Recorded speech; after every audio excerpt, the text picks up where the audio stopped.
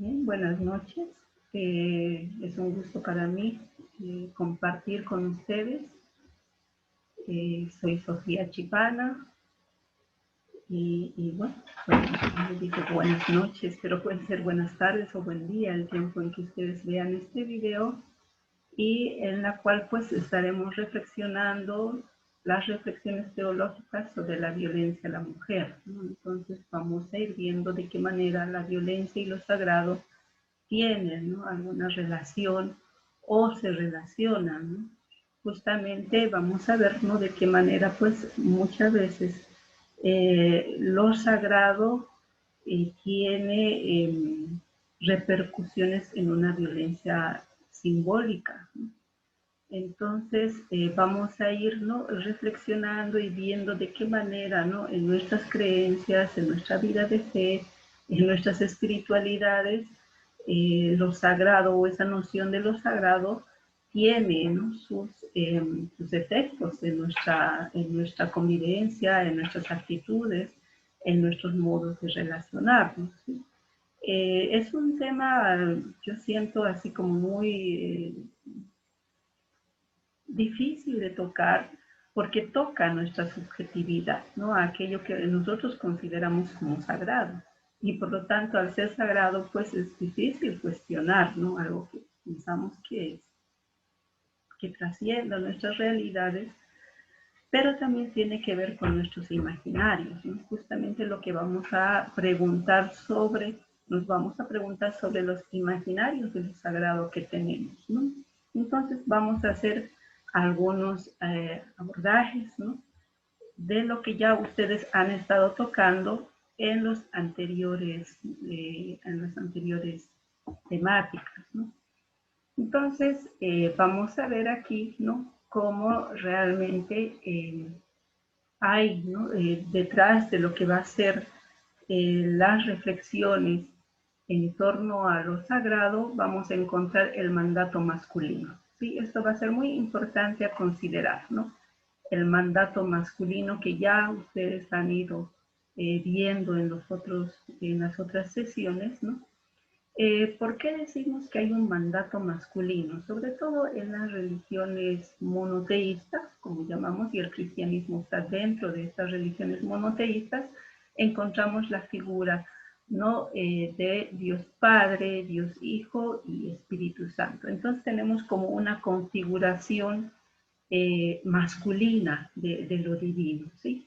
Y por lo tanto ahí estamos, ¿no?, estableciendo una noción de lo masculino, ¿ya?, en la divinidad, ¿sí? Y esto nos va a acompañar fuertemente porque realmente tenemos una herencia tan larga, ni tan larga porque nuestra experiencia humana es más larga, ¿no? Pero tenemos esta noción de Dios como figura masculina muy fuerte, ¿no? Y está muy interiorizada en todo nuestra creencia, nuestra vivencia y nuestras prácticas religiosas, ¿sí?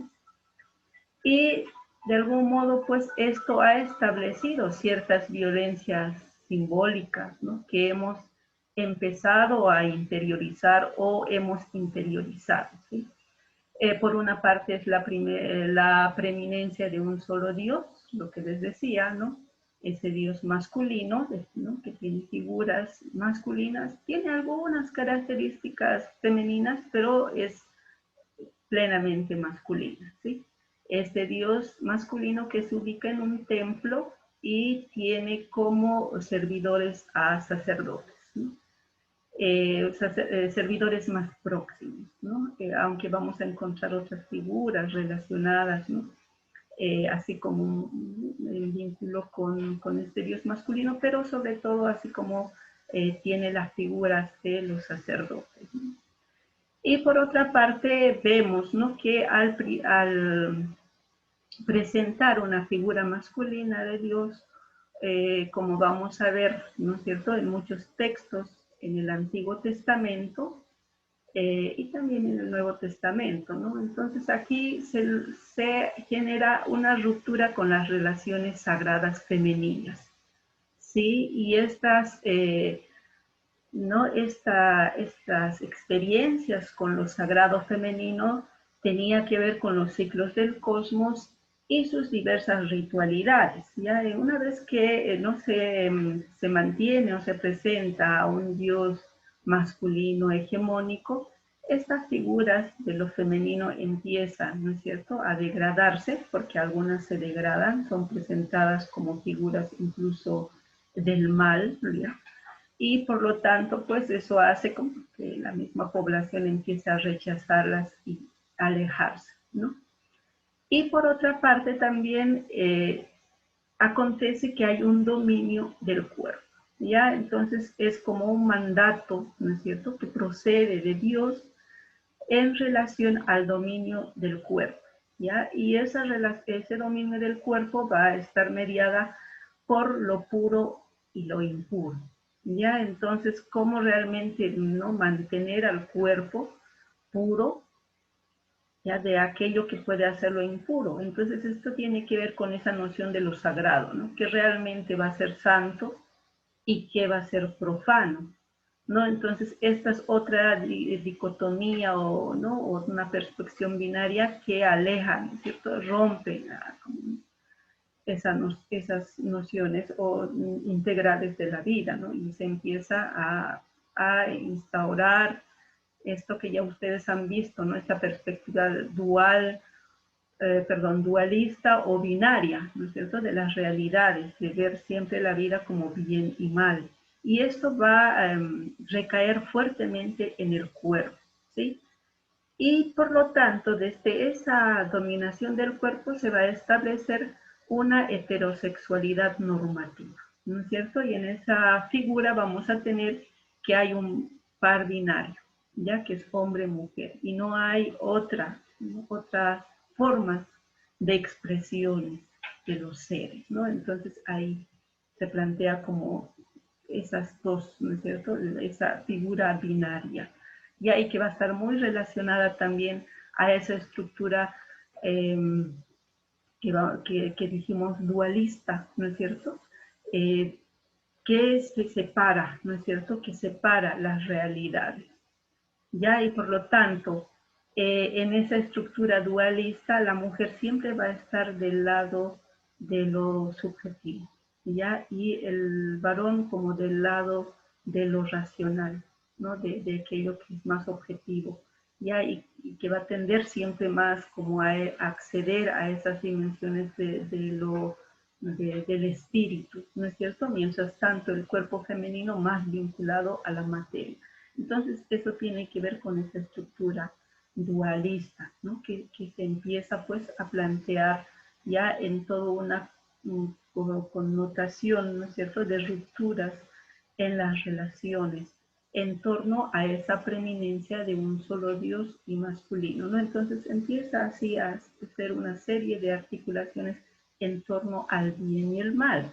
Y por lo tanto, como el cuerpo de la mujer siempre va a ser como mucho más proclive a lo impuro, va a haber un control mucho más fuerte del cuerpo femenino y de la tierra. ¿Ya? La tierra también va a estar asociada a esta noción ¿no?, de ese sentido de caos, ¿ya? Y por lo tanto es esa tierra a la cual pues hay que dominar, ¿ya?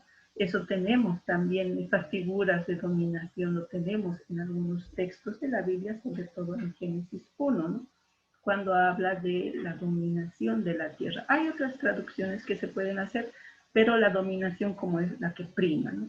Y lo mismo con el control del cuerpo de la mujer, que vamos a ver en Génesis 3, ¿no es cierto? Entonces es la mujer que se deja llevar ¿no?, por el mal, ¿no?, por la serpiente, y ella es la que desobedece, ¿no? Y como desobedece, por lo tanto, pues hay como una fuerte sentencia a su cuerpo, y por lo tanto es un cuerpo que hay que controlar, ¿sí? Y por otra parte también va a haber un sentido de culpabilización del cuerpo de la víctima, ¿ya? Entonces, ¿por qué? Porque justamente ella es la que ha caído en el pecado, en el mal, ¿no? Y por lo tanto ahí se va a establecer una dimensión de lo sacrificial, ¿ya? Este tipo de relecturas se han hecho fuertemente ya, ¿no?, en el cristianismo, ¿no?, como la mujer tiene, ¿no es cierto?, que vivir en un sentido de sacrificio, ¿ya?, para poder limpiar, ¿no?, su culpa, así como primigenia, ¿no?, desde los primeros tiempos. Entonces, y esto es muy fuerte, ¿ya? Este sentido del control del cuerpo femenino, y de la culpabilización del cuerpo de la víctima es muy, muy vigente. Lo encontramos en los textos, ¿no?, del judíos, como es el Antiguo Testamento, que son textos que han influido y que se tienen en el cristianismo, pero se han introyectado en lo que va a ser la estructura de nuestras sociedades, ¿ya? Entonces, hay introyecciones, ¿no es cierto?, de estos modos de pensar y de ver a las mujeres, ¿no es cierto? Entonces, en este sentido de presentar tema de la culpabilización, ¿no? Por eso es que cuando se perpetúa, ¿no?, cuando se comete un acto de violencia o agresión sexual, ¿no?, muchas veces se pregunta, ¿cómo iría vestida?, ¿no? ¿A qué hora era? ¿Dónde estaba? ¿No? Entonces siempre como que se quiere culpabilizar, ¿no?, a la mujer por aquello por esa violencia, ¿no? Y eso tiene que ver también con ese sentido de lo sacrificial, ¿no? Entonces, como la mujer, para reparar ese daño que ha recibido, ella misma como que tiene que asumir, ¿cierto?, una actitud de sacrificio, de penitente. Y esto antiguamente, y aunque actualmente también tiene que ver con este espacio de la confesión en el ámbito católico, ¿no? Entonces algunos sacerdotes son mucho más prudentes y logran orientar, digamos, ¿no?, las confesiones de las mujeres, pero otros no, sino que realmente van a, ¿no?, realmente van a caer en ese sentido de la culpabilización. Bien, entonces ahí vemos, ¿no?, cómo es esta realidad que se reproduce en las iglesias, ¿no?, y que tiene repercusiones en las sociedades y las culturas. Ya es como dijimos anteriormente, se da en el cristianismo, pero también se da en otras religiones. Y todo eso va a generar una serie de desigualdades y exclusiones que están presentes en las instancias religiosas, ¿no? Y cuando nos preguntamos sobre la teología, ahí nos preguntamos también, ¿no?, ¿cuál es la elaboración teológica reconocida por la Iglesia que ha sido hecha por las mujeres? ¿No? Y ahí vamos a encontrar nos encontramos con una violencia mayor, ¿no? Porque solo se reconoce, ¿no es cierto?, el quehacer o la reflexión teológica de algunas mujeres que han repetido la misma cosa que los hombres. Pero si intentamos hablar de nuestro dolor, desde cómo nos sentimos o te sientes como mujer con tu sufrimiento, esto no va a ser escuchado.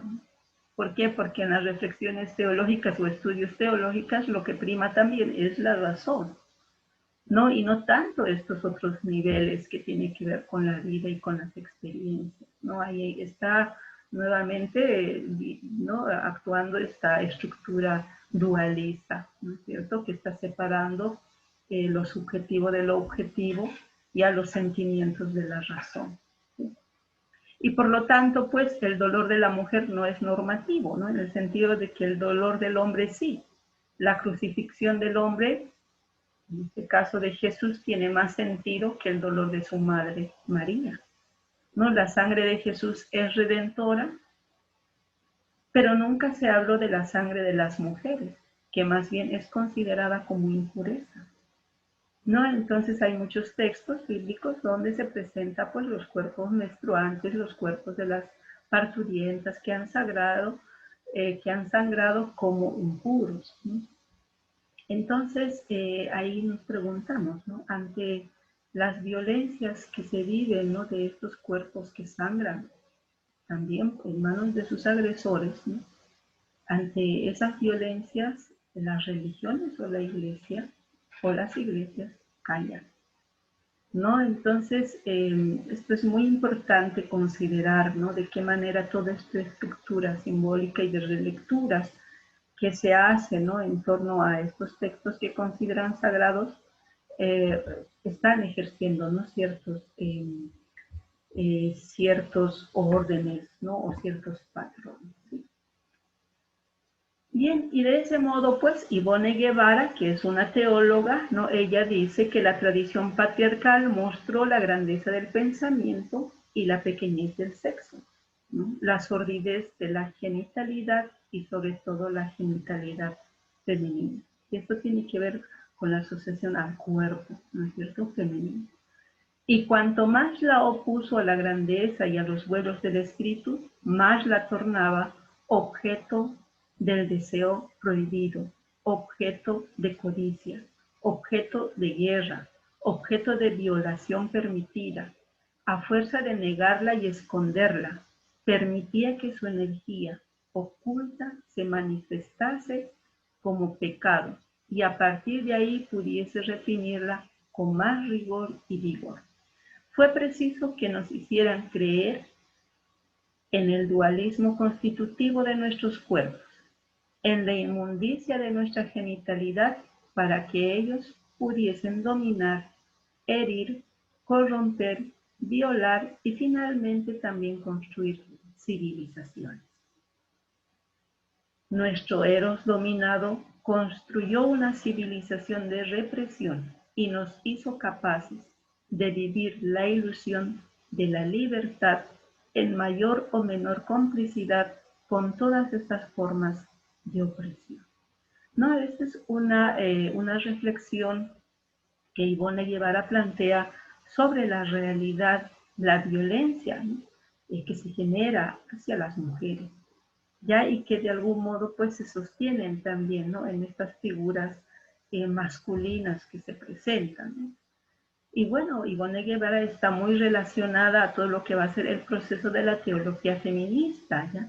Porque la teología feminista, con Ivone y otras muchas más mujeres, ¿no?, empieza, ¿no?, a articular otros modos de reflexión de lo sagrado, ¿no? Y esta teología surge de la indignación ante el poder del patriarcado, que es este poder dominante, ante el poder del quiriarcado, que es el amo, señor, el libre, potentado, ilustrado, y es parte de una élite, ¿no?, que está ejerciendo violencia sobre los diversos cuerpos, no solo sobre el cuerpo de la mujer, sino sobre los otros cuerpos también, ¿no? Y por eso es que las teólogas, ¿no?, feministas reflexionan, ¿no?, su quehacer teológico desde la interseccionalidad, que va a ser la raza, la clase, género y la orientación e identidad sexual, ¿no? Entonces, en las reflexiones teológicas van a ser muy importantes considerar esos aspectos, ¿ya? Porque las violencias se dan de diversas maneras, ¿no? Y ellas usan un método, ¿ya?, que es un método de análisis crítico de la realidad, ¿no?, frente a estas realidades de violencia, si tomamos la violencia, ¿no?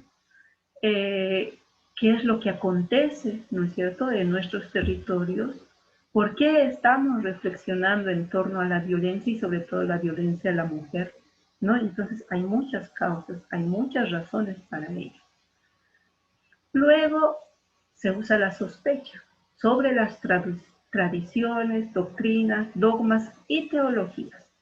No, porque todo lo que dicen los textos sagrados o las articulaciones teológicas que hay, ¿no?, en torno a dogmas y doctrinas tiene que ver con construcciones, ¿ya? Y por eso que va a ser necesario el otro aspecto, la deconstrucción y la reconstrucción.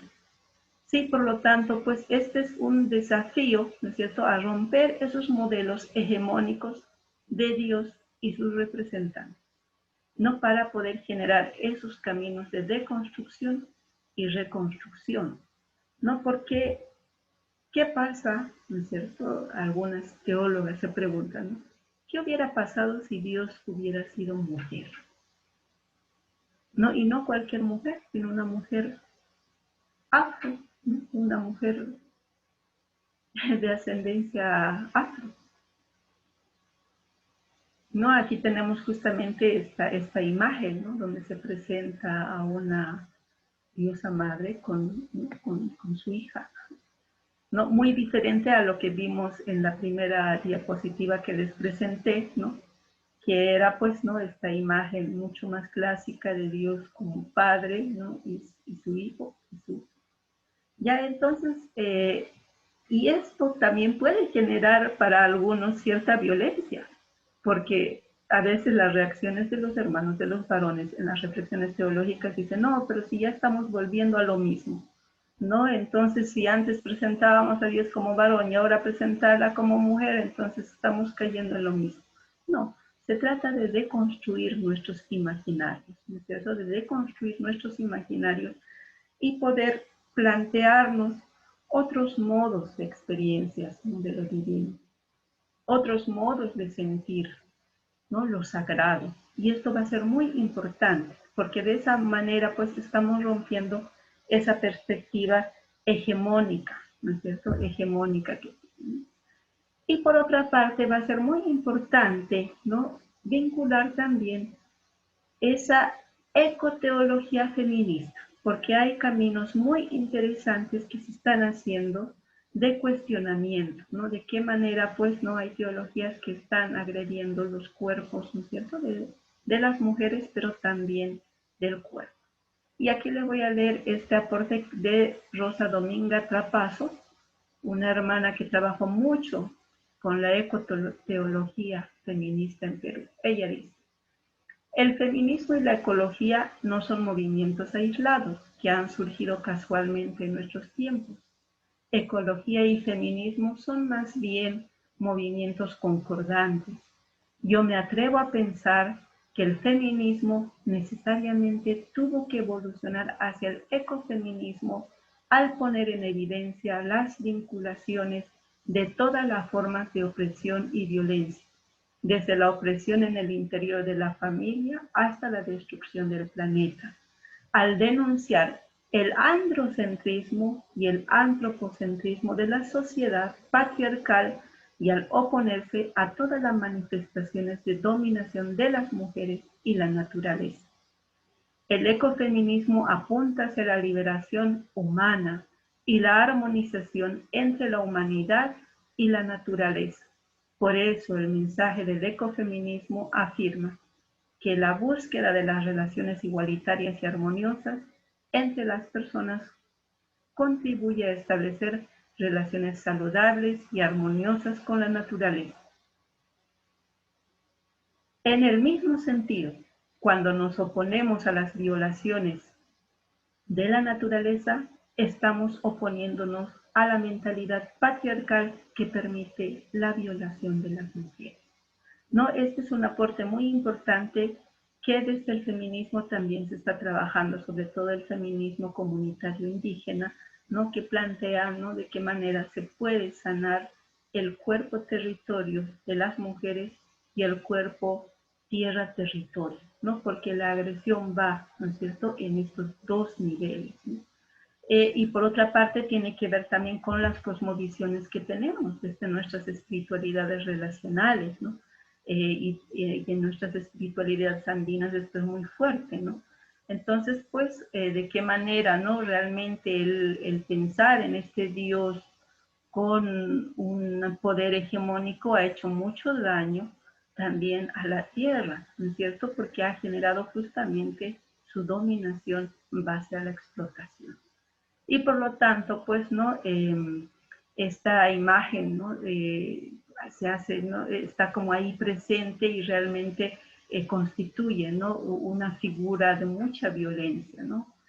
Y bueno, ahí vamos a ver, ¿no?, cómo la comprensión del poder de Dios como dominio nos ha llevado a creer que estamos en el mundo para dominar la tierra y para que los hombres dominen las mujeres, ¿no? Entonces ahí hay una ruptura que se establece, ¿no es cierto?, del ser humano, de la comunidad humana, de los varones, algunos más que otros, que ejercen más violencia, ¿no es cierto?, sobre los cuerpos, porque la tierra también es un cuerpo, ¿no? Y en ese sentido, pues estamos hablando de esa doble violencia. Y por lo tanto, qué importante es, ¿no es cierto?, regenerar esas rupturas, ¿no es cierto?, para poder restablecer el equilibrio y la armonía de todas las relaciones. Y finalmente, pues yo quiero terminar con esta aporte de Eduardo Galeano, ¿no?, que detrás de cada violencia masculina el varón es desfigurado, ¿no?, por ese mandato masculino, ya por ese mandato masculino y de plantear una hegemonía masculina de lo sagrado. Y Eduardo Galeano dice, hay criminales que proclaman tan campante, la maté porque era mía, así nomás, como si fuera cosa de sentido común y justo de toda justicia y derecho de propiedad privada que hace al hombre dueño de la mujer.